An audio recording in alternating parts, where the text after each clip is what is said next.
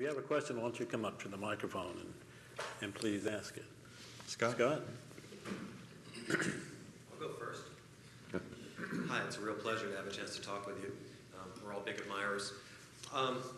Apropos of what you were mentioning earlier about the state of the music industry and new technologies, I heard a story on television news this morning that kind of shocked me, and I was wondering what your take on it was. The band U2 is releasing a new album that they are distributing on iPods. Buy an iPod, and it comes preloaded with a new U2 record. I was wondering, considering your relationship with the group and the music industry, what you thought about that. Well, you know, they have been very reluctant to have any sponsorship, ever.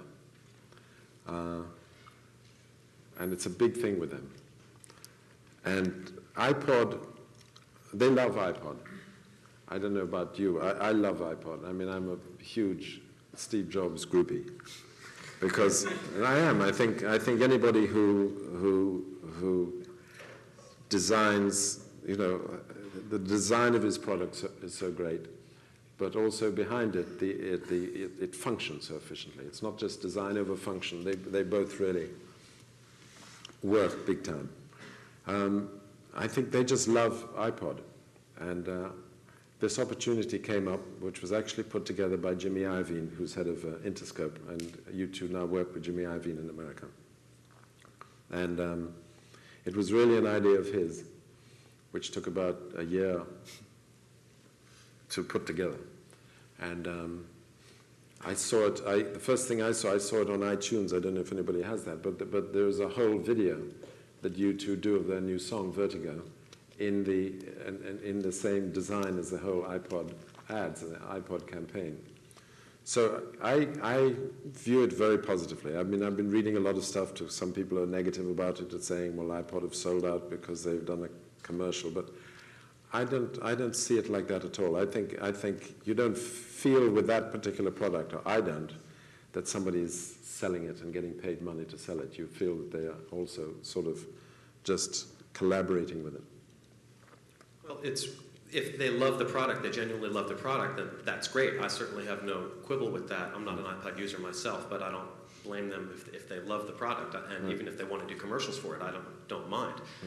I guess I'm more curious about the business model of releasing a new album on a broadcast or a reproduction medium, and what that means for the technology and new delivery devices and new album formats, and whether you had any thoughts on how, is this the start of something else that we'll now be buying refrigerators pre-stocked with beer? I mean, it's a good idea.